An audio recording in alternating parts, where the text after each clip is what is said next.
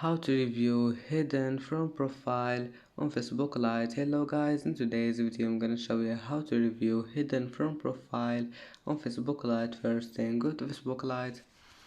Here you will find these three lines in the top corner. Click on it and then go down, click settings, and here all you need to do is just click activity log and then click logged actions and other activity. And now here you will find hidden from profile. Click on it, and as you see here you can review it.